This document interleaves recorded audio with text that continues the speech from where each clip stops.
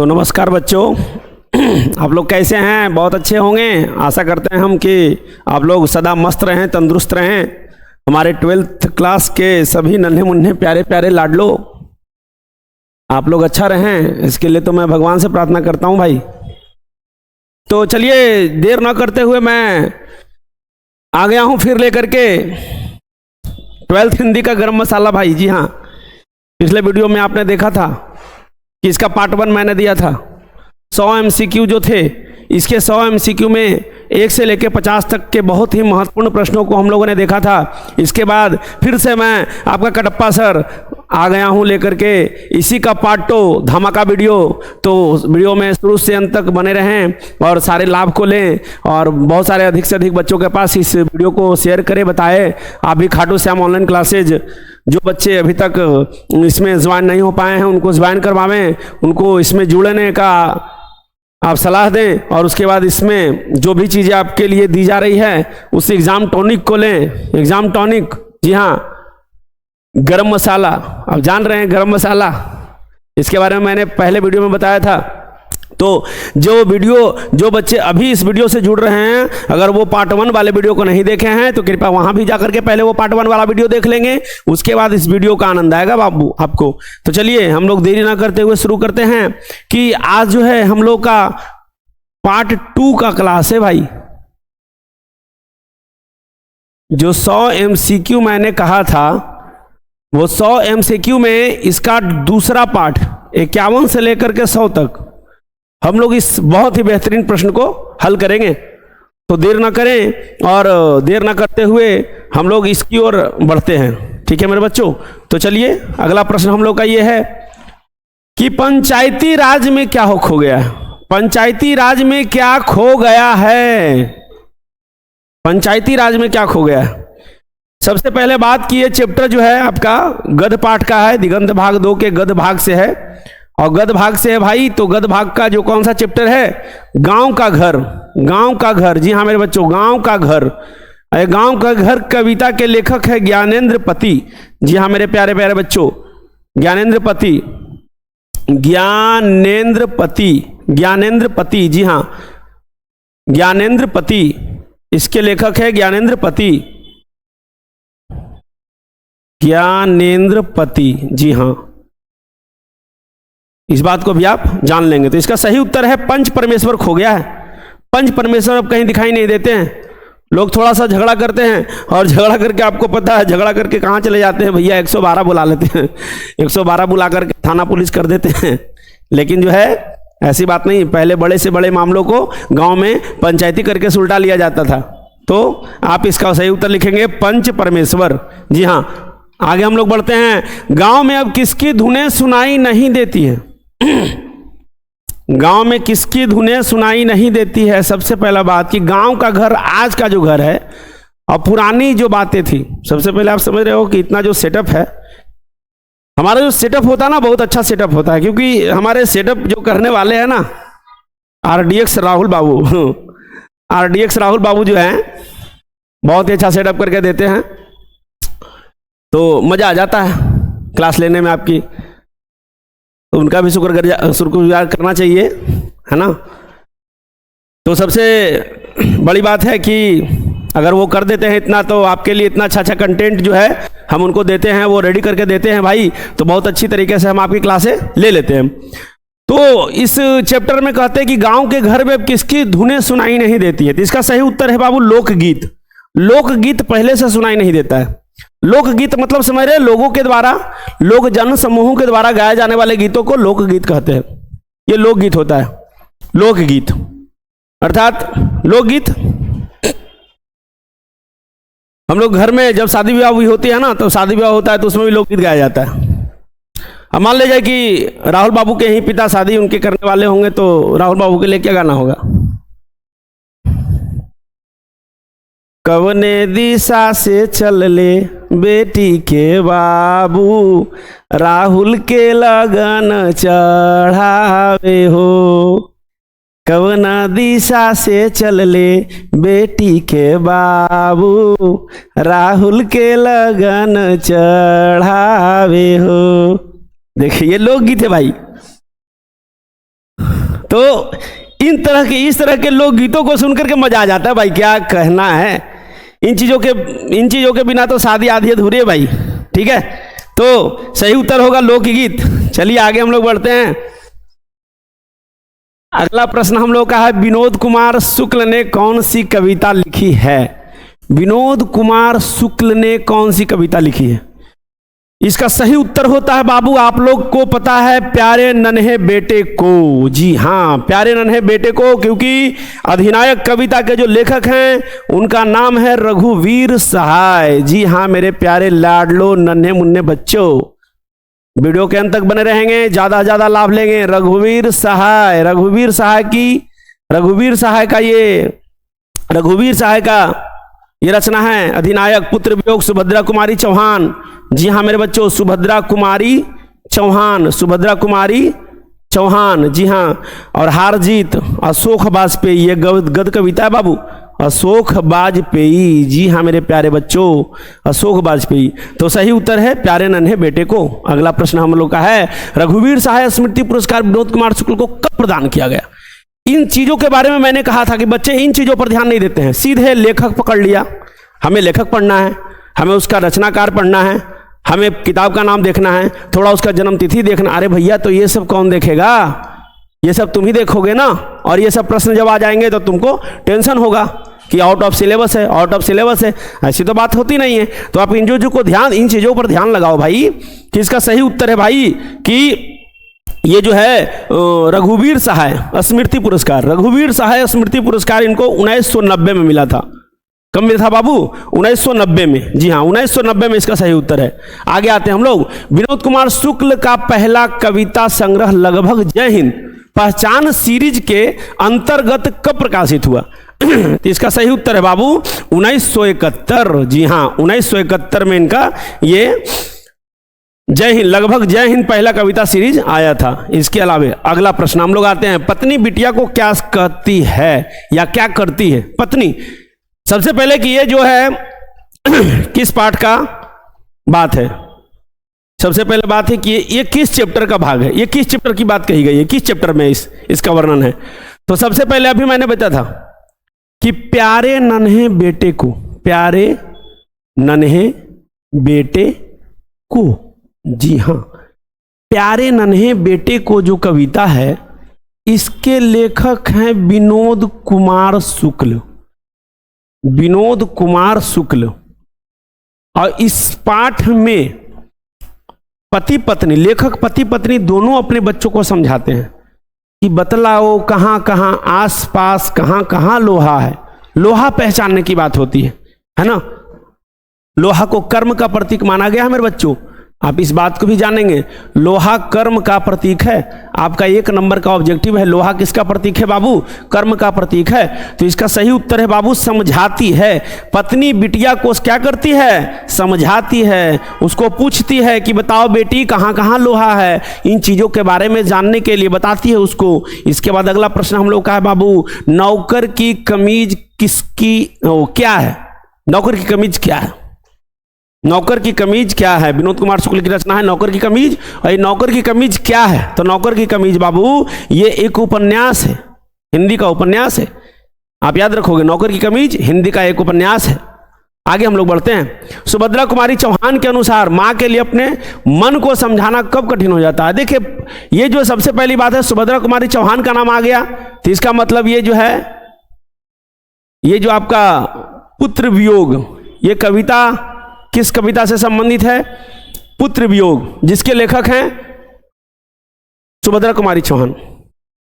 आज दिशाएं भी हंसती है उल्लास विश्व पर छाया, मेरा खोया हुआ खिलौना अब तक मेरे पास ना आया। सुभद्रा कुमारी चौहान अपने कविता के माध्यम से एक मां के दर्द को बयां करती है ना। सुभद्रा कुमारी चौहान की जो कविता है इसका नाम है पुत्र वियोग। यहां पुत्र का वियोग मतलब होता है पुत्र से अलग होना। इसका सीधा ऑप्शन हो जाएगा पुत्र की मृत्यु पर, अर्थात पुत्र के असमय मृत्यु के बाद लेखिका कवित्री बहुत दुखी हो जाती है और उसकी एक कविता यहां पे आती है ना, कि पुत्र वियोग, पुत्र के मृत्यु पर। मन को, अपने माँ के जो अपने मन को समझाना बहुत कठिन हो जाता है। माँ कैसे समझाएगी, माँ समझ ही नहीं पाती है। भाई बहन भूल सकते हैं, पिता भले ही तुम्हें भुलावे। अरे भाई बहन भूल सकते हैं, पिता भले ही तुम्हें भुलावे, पर रात दिन की साथिन माँ अपना मन कैसे समझावे। रात दिन की साथिन, रात दिन साथ रहने वाली माँ अपने मन को समझा नहीं सकती है, इसलिए पुत्र की मृत्यु होने पर माँ को अपना मन समझाना कठिन हो जाता है। अगला आते हैं पुत्र वियोग शीर्षक कविता में कवित्री का खिलौना क्या है। खिलौना, सीधे तौर पे बात आती है कि ये पुत्र वियोग कविता है, पुत्र के बारे में कहा गया है तो उसका खिलौना भी तो पुत्र होगा। तो इसका सही उत्तर है भैया उसका पुत्र होगा। खिलौना, कवित्री का खिलौना जो है उसका पुत्र है। कवित्री का खिलौना मेरे लाडलो उसका पुत्र है। जी हाँ, सही उत्तर पुत्र है। आगे बढ़ते हैं। जयशंकर प्रसाद के पितामह कौन थे। सबसे पहले आप ये समझ लो कि पितामह का मतलब क्या होता है। तो पितामह का मतलब होता है दादा। मेरे बच्चों, पितामह का मतलब दादा होता है बाबू, दादा दादा। जी हाँ, पितामह को संस्कृत में कहते हैं, पितामह को हिंदी में कहते हैं दादा, दादा को संस्कृत में कहते हैं पितामह। जी हाँ, इसका सही उत्तर होगा शिवरतन साहू। जी हाँ, शिवरतन साहू इनके दादाजी का नाम था। इनको शिवरतन साहू का एक उपनाम भी है, सुंघनी साहू। जी हाँ, सुंघनी साहू, क्योंकि वो तंबाकू का बिजनेस करते थे, तो सुंघनी साहू इनका नाम है, सुंघनी साहू। जी हाँ, सुंघनी साहू, सुंघनी साहू इसका सही उत्तर हो गया, शिवरतन साहू। जयशंकर प्रसाद की कौन सी कृति नहीं है। अब यहां पर बात है कौन सी नहीं है, यहां पे जोर लगाओगे आप बाबू, इस 3 चीजों पर ध्यान दोगे आप कि कौन है और कौन नहीं है।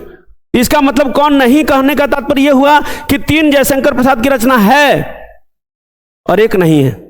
तो 3 कौन कौन है। तो जयशंकर प्रसाद की जो रचना है वो 3 कौन कौन है, ठीक है। तो इसका सही उत्तर देखिए, महाराणा प्रताप सिंह का महत्व, ये जयशंकर प्रसाद की रचना है, सही बात है। प्रेम पथिक, ये भी रचना है।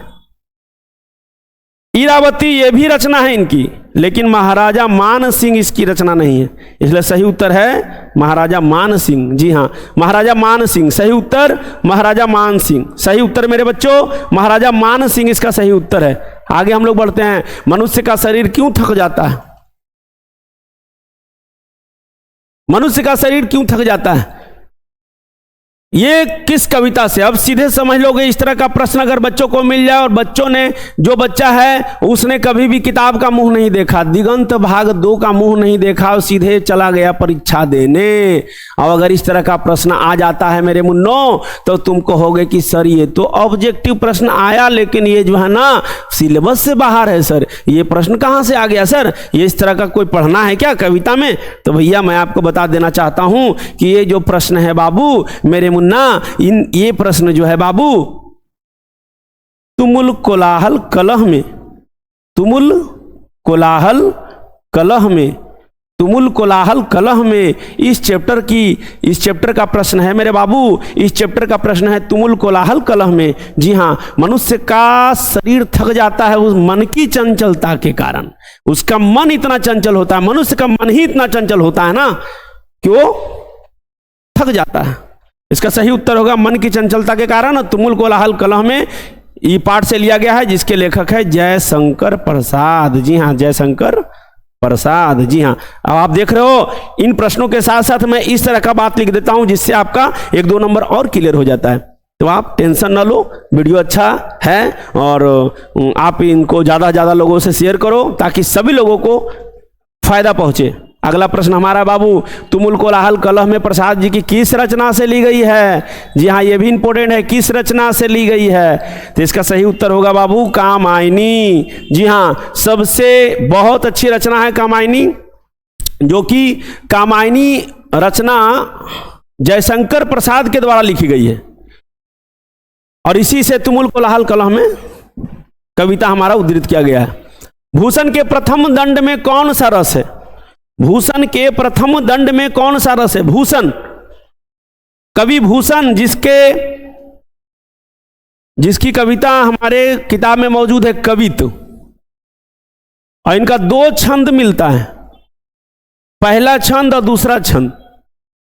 पहले छंद में वीर शिवाजी की चर्चा है, शिवाजी, और दूसरी चर्चा है दूसरे पाठ में, दूसरे इनका छंद में छत्रसाल, सॉरी छत्रसाल की तलवार का वर्णन है। तो इसका सही उत्तर होगा वीर रस, क्योंकि वीरता के बखान को किया गया, वीरता का बखान दिखाया गया, इसलिए इसका भूषण का अधिकांश जो कविता मिलेगा बाबू वो वीर रस से ओतप्रोत रहता है, वीर रस से भरा पड़ा रहता है। अगला प्रश्न हमारा है बाबू, शिवाजी के पुत्र का नाम क्या था? वीर शिवाजी के बारे में कवि भूषण ने कवित्व में अपने प्रथम पद में बताया है। प्रथम पद में वीर शिवाजी के बारे में बताया गया है। तो शिवाजी का जो पुत्र थे, शिवाजी, छत्रपति शिवाजी महाराज, इनका नाम छिपा हुआ नहीं किसी से, इतने प्रकांड योद्धा सूरवीर थे, है ना। वीर शिवाजी के पुत्र का नाम था साहू जी महाराज। जी हाँ, सही उत्तर है साहू जी महाराज।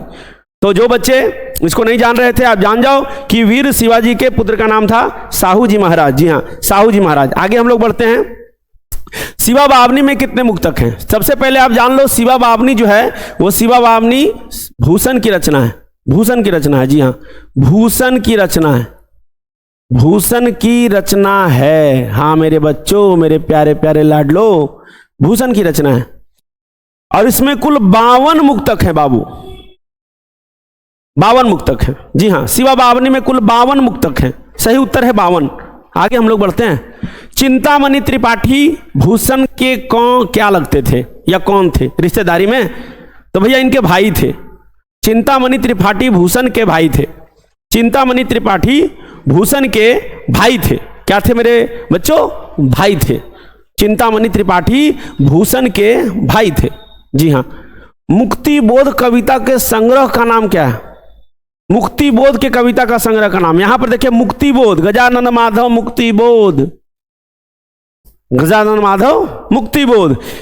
इनकी 4 रचनाओं में एक ही रचना, इनका संग्रह का एक नाम, एक संग्रह का नाम मुक्तिबोध की रचना है। 3 गलत है, 1 सही है। इसका सही उत्तर होगा बाबू, चांद का मुंह टेढ़ा है। चांद का मुंह टेढ़ा है। मेरा सही उत्तर है बाबू, चांद का मुंह टेढ़ा है। इसका सही उत्तर होगा चांद का मुंह टेढ़ा है, ऑप्शन बी। जी हाँ, अगला प्रश्न को पकड़ते हैं हम लोग। मुक्तिबोध ने सितारा किसे कहा है? मुक्तिबोध प्रायः लंबी कविताओं के लिए जाने जाते हैं। लंबी कविताएं, लंबी कविताएं इनकी मिलती है। मुक्तिबोध लंबी कविताओं के लिए जाने जाते हैं। लंबी कविताओं के लिए, जी हाँ, लंबी कविताओं के लिए मुक्तिबोध जाने जाते हैं। इसीलिए मुक्तिबोध ने सितारा किसे कहा है? तो मुक्तिबोध ने सितारा जनता को कहा है। मुक्तिबोध ने सितारा जनता को कहा है मेरे बच्चों। इसलिए आप इन चीजों को ध्यानपूर्वक देख लो, पढ़ लो अच्छे से। अगला प्रश्न हम लोग बढ़ते हैं। मुक्तिबोध के पिता का नाम क्या था? मुक्तिबोध के पिता का नाम क्या था? जी हाँ, मुक्तिबोध के पिता का नाम। तो मुक्तिबोध के पिता का जो नाम था बाबू, माधवराज मुक्तिबोध। क्योंकि इनका नाम पूरा देखो, नाम गजानन माधव मुक्तिबोध। गजानन माधव मुक्तिबोध, माधव मुक्तिबोध, माधव इनके पिता का नाम है, इसलिए माधव मुक्तिबोध। इनका नाम माधवराज, मुक्तिबोध के पिता का नाम माधवराज, माधवराज मुक्तिबोध। सही उत्तर है माधवराज मुक्तिबोध। आगे प्रश्न है, मोहन राकेश के बचपन का नाम क्या था? मोहन राकेश, मोहन राकेश के बारे में पढ़ना है। उनकी रचना सिपाही की मां, सिपाही की मां। जी हां, सिपाही की मां, जो कि एक एकांकी है। मैंने पहले कहा था कि इन चीजों के चैप्टर तो आपका बन ही रहा, ऑब्जेक्टिव तो बन ही रहा। ऑब्जेक्टिव के साथ साथ उनसे जो संबंधित बातें हैं, मैं उनको भी तो लिख रहा हूं। इनसे भी तो आपका नंबर मिल रहा है, इनसे भी तो आपका एक एक ऑब्जेक्टिव बन रहा है कि सिपाही की मां गद की कौन सी विद्या है।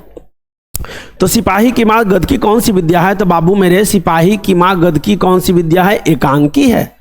इसका सही उत्तर होगा मेरे बच्चों, एकांकी है। एकांकी, जी हाँ, एकांकी है। हाँ मेरे बच्चों, एकांकी है।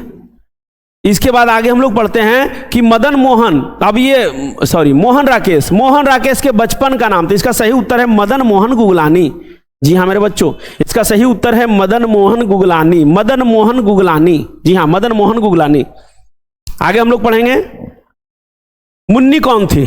मुन्नी, मुन्नी जो है, मुन्नी मुन्नी का जो नाम आया है बाबू, मुन्नी का जो नाम आया है मेरे बच्चों, वो आ गया है सिपाही की माँ एकांकी में, सिपाही की माँ। तो मैंने अभी जस्ट बताया सिपाही की माँ के लेखक कौन है, तो मोहन राकेश। और सिपाही की माँ कहां से ली गई, ये भी एक प्रश्न इसमें आता है, कहां से ली गई है, तो अंडे के छिलके, याद रखिएगा आप लोग। सिपाही की माँ कहां से ली गई है, अंडे के छिलके। कहां से लिया गया है, कहां से लिया गया है, तो अंडे के छिलके। जी हां, अंडे के छिलके, सिपाही की माँ, जिसमें मुन्नी एक पात्र है, जो कौन है। तब यहां पर तो बहुत सारी चीजें लिखी है, सुखनी की बेटी, रजनी की बेटी, शिवनी की बेटी, बिस्नी की बेटी। तो जो मैंने पहले बार कहा था कि जो बच्चे चैप्टर के अंदर जाकर नहीं पढ़े हैं उनको थोड़ा प्रॉब्लम हो सकता है, थोड़ी बातें उनके लिए असहज हो सकती है, असहजता उत्पन्न हो सकता है। तो इसलिए अब जब इस पाठ में पढ़ोगे आप, तो इस पाठ में बिस्नी का एक चर्चा है, बिस्नी। अब बिस्नी की ही बेटी है मुन्नी, बिस्नी, बिसनी मेरे बच्चों, बिस्नी। बिस्नी का पूरा नाम है बिशन देई। जी हां, बिशन देई। यहां भी एक ऑब्जेक्टिव आपका हो गया, तोड़ दो मरोड़ दो, है ना, और नंबर लाके छोड़ दो। भैया नंबर तुमको कम नहीं लाना है, मैट्रिक परीक्षा, इंटर परीक्षा, मैट्रिक में तो तुम ला चुके, अब इंटर में झंडा गाड़ने की बारी है, तो इंटर में झंडा गाड़ दो, है ना, और नंबर एक भी ना छूटे, आप ध्यान रखोगे। तो बिस्नी, बिस्नी का पूरा नाम बिशन देई, और बिस्नी की ही बेटी थी मुन्नी, इसलिए सही उत्तर है ऑप्शन डी मेरे बच्चों, मेरे प्यारे प्यारे लाडलो।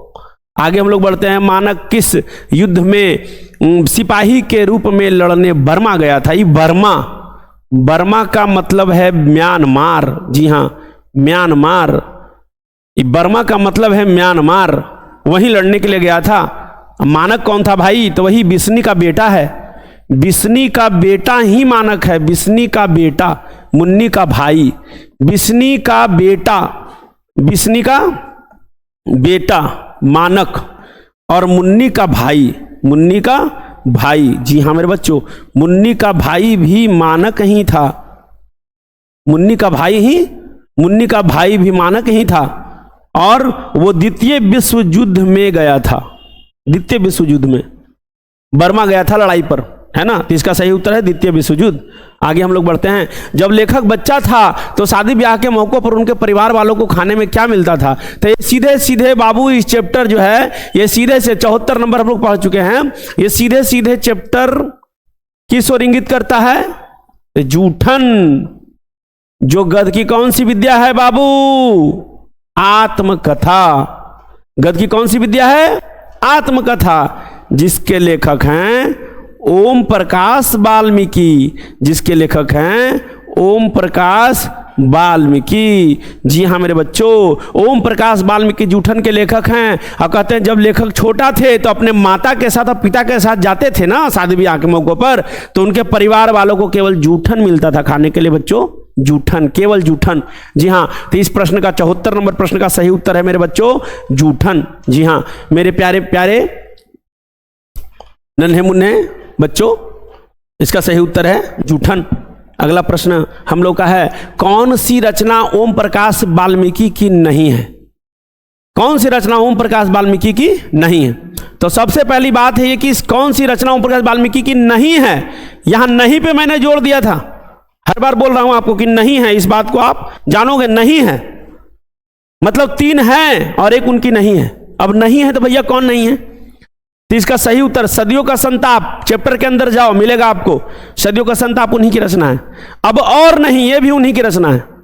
सलाम, ये भी उन्हीं की रचना है। लेकिन भैया प्रायश्चित, ये इसका ऑप्शन गलत है, इसलिए इसका सही उत्तर होगा मेरे बच्चों प्रायश्चित। सही उत्तर प्रायश्चित है। जी हाँ, प्रायश्चित जो है ओम प्रकाश वाल्मीकि की रचना नहीं है। कौन सी रचना ओम प्रकाश वाल्मीकि की है, अब इस प्रश्न को देखा जाए, कौन सी रचना ओम प्रकाश वाल्मीकि की है। अभी मैंने कहा था नहीं है, अब आ गया है, इसका मतलब 3 नहीं है और 1 है। 3 नहीं है, 1 है, तो 3 नहीं है, तो इसमें 3 नहीं है, तो जो नहीं है उसके बारे में जानते हैं हम, तब ना पता चलेगा।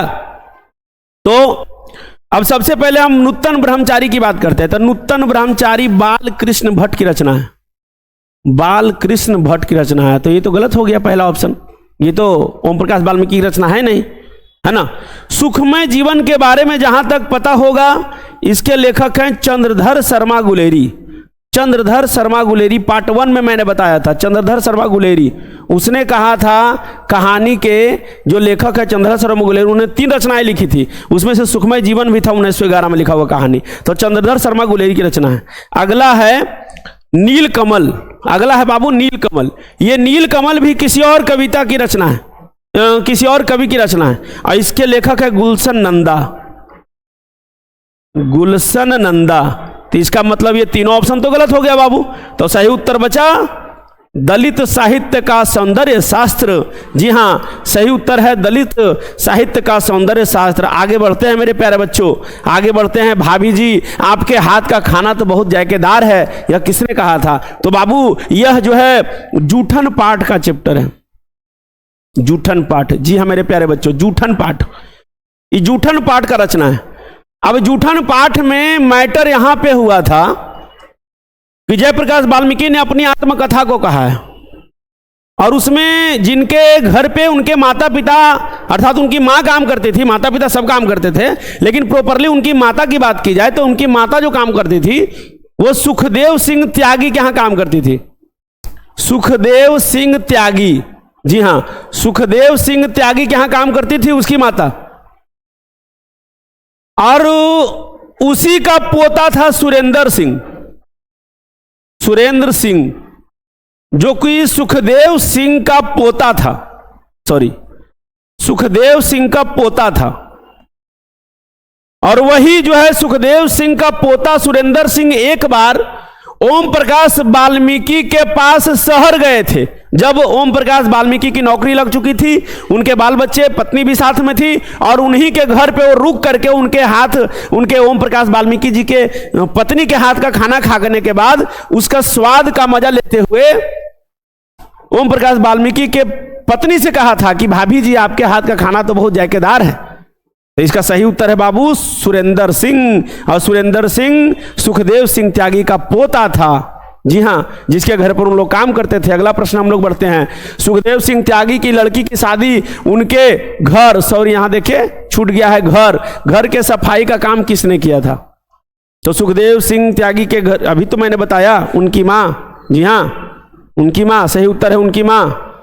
आगे हम लोग बढ़ते हैं। स्कूल के हेडमास्टर, स्कूल के हेडमास्टर का क्या नाम था?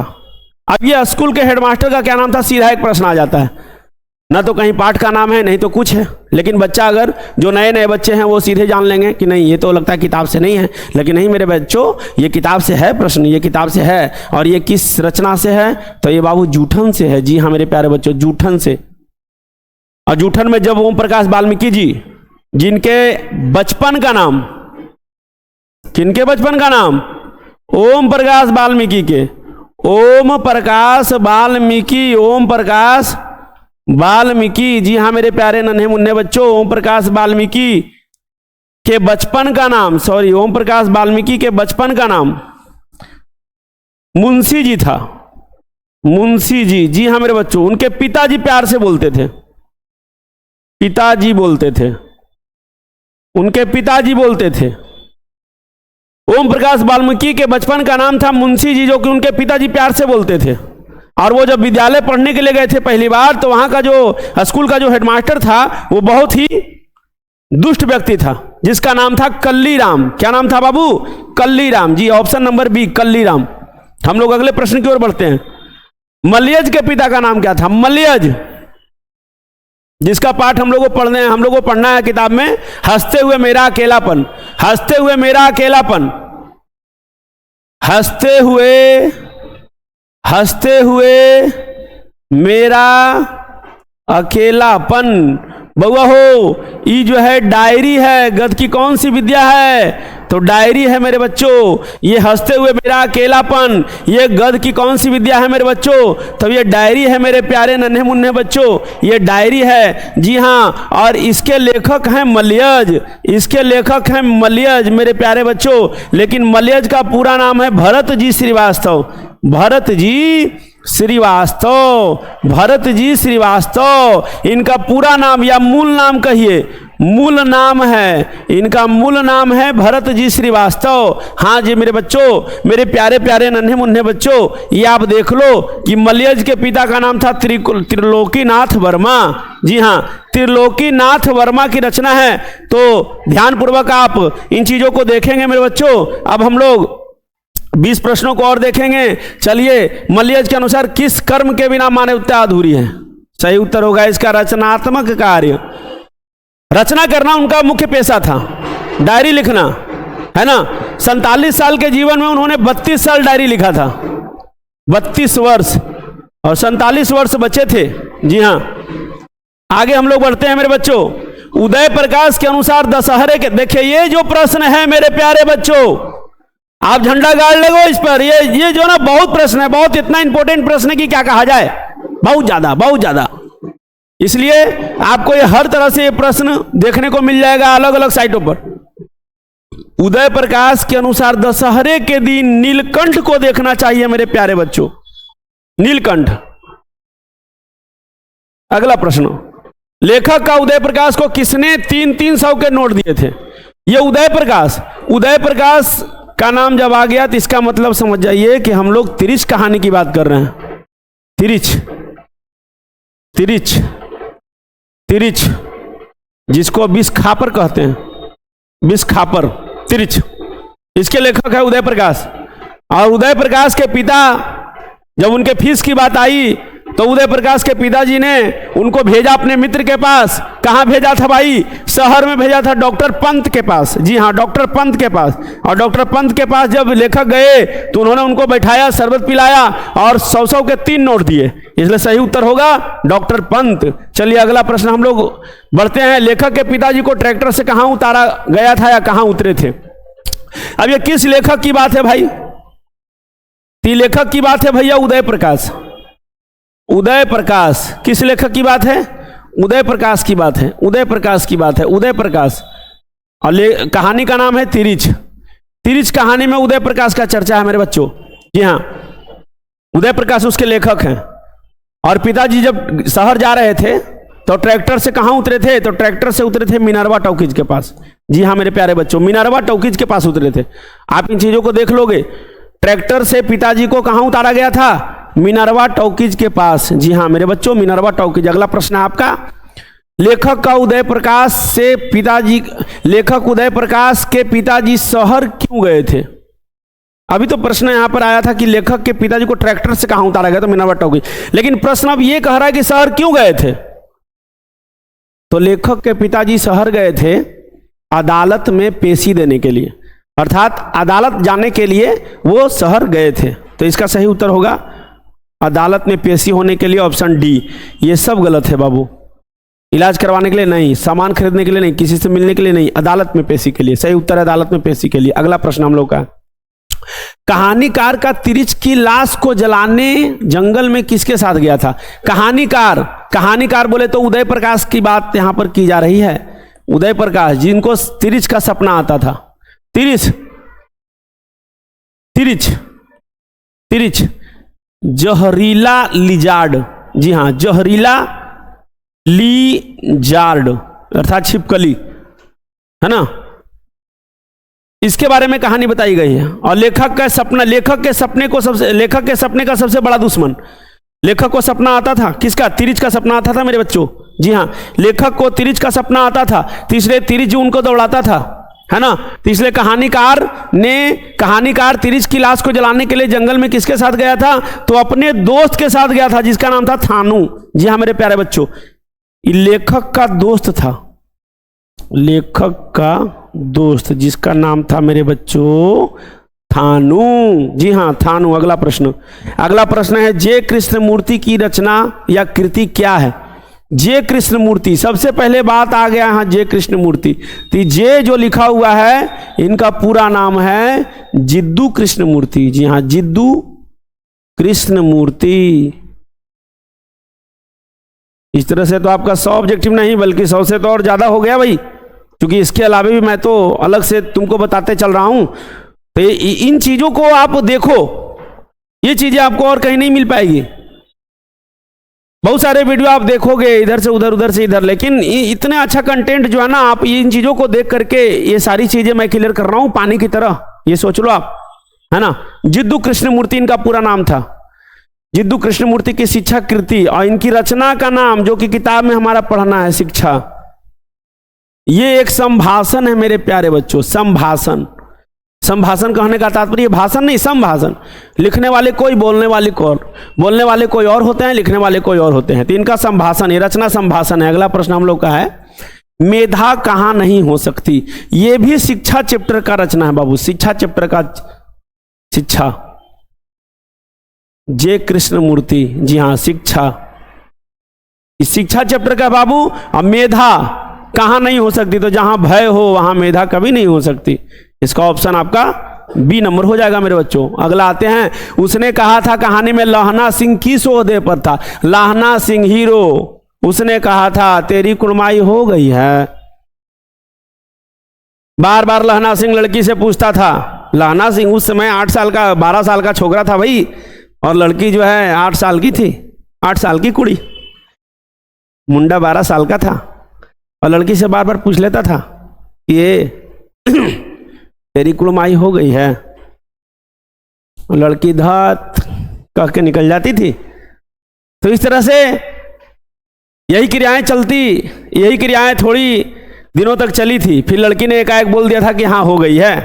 तब लहना सिंह का उस समय हाल पागलो आशिक वाला हो गया था, क्या कहा जाए भाई। लेकिन बाद में उसने क्या किया, ज्वाइन किया, नौकरी ज्वाइन की, और वो जमादार के पद पर चला गया। जी हाँ, उसने कहा था कहानी में लहना सिंह जमादार के पद पर था, और जमादार के पद पर भी उसको 77 नंबर राइफल्स का जिम्मेदार, 77 नंबर राइफल्स, उसके राइफल का नाम 77 नंबर राइफल्स था। ये बहुत जरूरी प्रश्न है बाबू, इन चीजों को भी आप देख लोगे। 77 नंबर राइफल्स का वो जमादार था। नायक लहना सिंह की मृत्यु किसकी गोद में हुई थी। लहना सिंह जो कि अंत में एक स्त्री के वचन में बंद करके अपने आप का बलिदान दे दिया भाई, वो नायक लहना सिंह, नायक बोले तो हीरो लहना सिंह जो है, अंत में उसकी मृत्यु हुई। लेकिन वो जितनी सारी जितने सपने उसके हृदय में संजोए हुए, वो अपने सपने को एक भी पूरा नहीं कर पाया। वो सारा सपना उसका अधूरा रह गया, टूट गया, और वो अंत में मरा। तो कहाँ मरा, वजीरा सिंह की गोद में। वजीरा सिंह कौन था भैया, पलटन का विदूषक था। जी हाँ मेरे बच्चों, पलटन का विदूषक। एक ऑब्जेक्टिव आपका यहाँ क्लियर हो गया, विदूषक। जी हाँ मेरे प्यारे प्यारे बच्चों, पलटन का विदूषक आप याद रखोगे, पलटन का विदूषक। 90 नंबर ऑब्जेक्टिव हम लोग कर लिए हैं। अब आगे हम लोग बढ़ते हैं। कहानी में कुड़माई शब्द का क्या अर्थ है।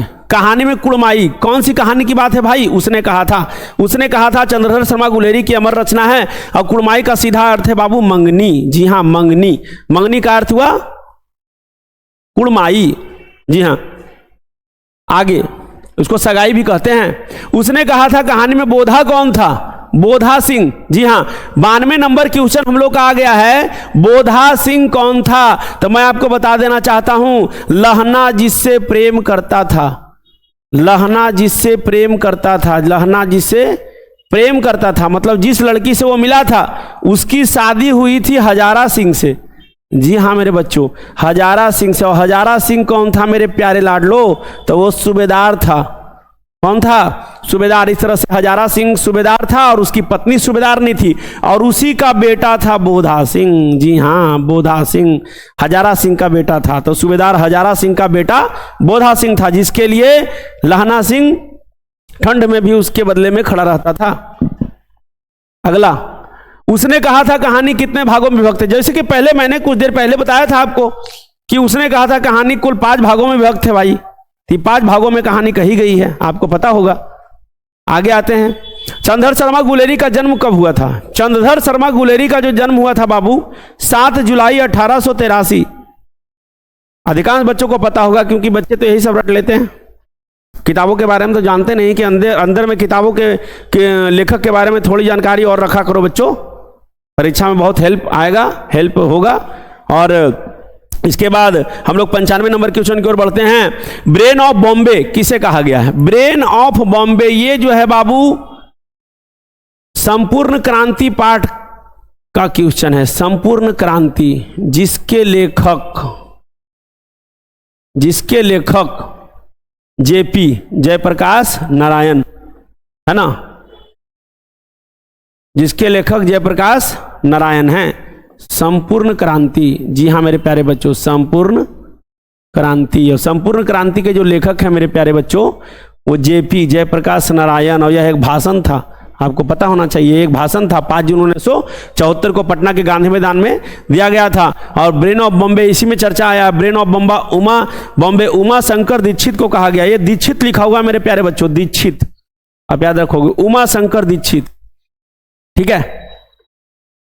अगला, लोकनायक जयप्रकाश नारायण के स्वास्थ्य निगरानी करने वाले डॉक्टर का नाम क्या था? लोकनायक। यहां सबसे पहला बात कि जेपी का एक उपनाम है लोकनायक, लोगों के नायक, और इसमें जो उनके घरेलू डॉक्टर का नाम था डॉक्टर रहमान। जी हाँ, डॉक्टर रहमान जो थे वो उनके घरेलू डॉक्टर थे, उनके स्वास्थ्य पर निगरानी रखते थे। अगला प्रश्न हम लोग का है बाबू, क्रांतिकारी लेनिन की मृत्यु कब हुई थी? क्रांतिकारी लेनिन के बारे में आप लोग सब जानते होंगे और इसमें भी पाठ आया है। लेनिन का चर्चा जो है हमारे किताब दिगंत भाग 2 के 2 पाठों में आया है, 2 अध्यायों में आया है। एक पहला आया भाई संपूर्ण क्रांति में, और दूसरा आया है एक लेख और एक पत्र, भगत सिंह की रचना जो है। तो लेनिन की मृत्यु हुई थी 1924 में मेरे प्यारे बच्चों, 1924। जी हाँ, 1924 में लेनिन की मृत्यु हुई थी, 1924 में। जी हाँ। अगला प्रश्न है, लोकनायक जयप्रकाश नारायण मार्क्सवादी कब बने थे? 98 नंबर प्रश्न की ओर हम लोग बढ़ गए हैं बाबू, हम लोग 98 नंबर प्रश्न की ओर आ गए हैं। एक एक करके सबका अच्छा से एक एक प्रश्न का एनालिसिस किया गया है। लोकनायक जयप्रकाश नारायण जी मार्क्सवादी कब बने थे? तो इसका सही उत्तर लेनिन की मृत्यु के बाद, अर्थात 1924। जी हाँ, लेनिन की मृत्यु के बाद 1924 में वो बन गए थे मार्क्सवादी। अगला प्रश्न है, प्रसिद्ध पुस्तक रिकंस्ट्रक्शन ऑफ इंडियन पॉलिटी किसकी रचना है? पॉलिटी बोले तो राजनीति, और राजनीति जुड़ा हुआ है जयप्रकाश नारायण से, इसलिए ऑप्शन नंबर डी उसका सही उत्तर है। जी हाँ, ऑप्शन नंबर डी सही उत्तर है मेरे प्यारे बच्चों। अगला प्रश्न आते हैं हम लोग, राजनैतिक दल प्रजा सोशलिस्ट पार्टी का गठन कब हुआ था? तो राजनीतिक दल प्रजा सोशलिस्ट पार्टी का गठन मेरे प्यारे बच्चों 1952 ईस्वी में किया गया था। जी हाँ, ये कुल मिला के हम लोगों ने 100 प्रश्नों का एक बहुत ही अच्छा सेट तैयार किया था, जिसको हमने भली भांति आपको 2 वीडियो में बताया। पहले पार्ट 1 वाले वीडियो में हम लोगों ने 50 क्वेश्चन का एनालिसिस किया था, और पार्ट 2 आज मैं आपके लिए लेकर आया, जिसमें आपने 51 से लेकर के 100 तक के प्रश्नों का हल देखा, बहुत अच्छे से देखा, किन प्रश्नों से कौन से प्रश्न आते हैं, कहां कहां पर कौन से प्रश्न आने चाहिए, किस तरह के लेवल के पूछे जाएंगे, इन सब का ब्यौरा मैंने आपको दे दिया। इसलिए बच्चों अब जो है ये 100 प्रश्न आपके सामने खत्म हो गया है। अब मैं बहुत ही जल्द आपके सामने लाइव क्लास लेकर आ रहा हूं, और ये लाइव क्लास जो आपकी आएगी 12 क्लास में, तो 12 क्लास के जो बच्चे हैं, 12वीं कक्षा के जो बच्चे हैं, हिंदी की परीक्षा देने वाले हैं हिंदी की, और इसके अलावा इंटर की जो परीक्षा देंगे बोर्ड वाले, उसमें हिंदी का जो प्रश्न है वो 100 नंबर का प्रश्न आता है बाबू। तो इसमें 50 नंबर जो ऑब्जेक्टिव है आपका, एक भी प्रश्न छोड़ना नहीं है, झंडा गाड़ के आना है, और हम लोग ये एक एक प्रश्न को अच्छे से बनाएंगे, और एक एक प्रश्न को बनाने के बाद पूरी नंबर आना चाहिए मेरे सभी बच्चों का, है ना। तो इसलिए पार्ट 2 वाले वीडियो में हम लोगों ने 51 से 100 तक का टोटल प्रश्न देखा। इसके बाद बहुत ही जल्द आपको खाटू श्याम ऑनलाइन क्लासेज के ऑफिशियल वेबसाइट या ऑफिशियल चैनल पे आपको उसका जानकारी दे दिया जाएगा कि आपकी हिंदी की क्लास लाइव कब शुरू हो रही है। तो मेरा ये आपसे निवेदन है कि ज़्यादा से ज़्यादा बच्चे उस दिन हमसे जुड़े, तो हमें भी थोड़ा ज़्यादा पढ़ाने में आनंद आएगा, और पढ़ाने में आनंद आएगा तो बहुत अच्छी बात, बहुत अच्छे तरीके से मैं आपको समझा पाऊंगा। चलिए, इसके साथ ही आज के लिए मैं इतना ही, अगले वीडियो में मैं फिर से मिलूंगा। धन्यवाद।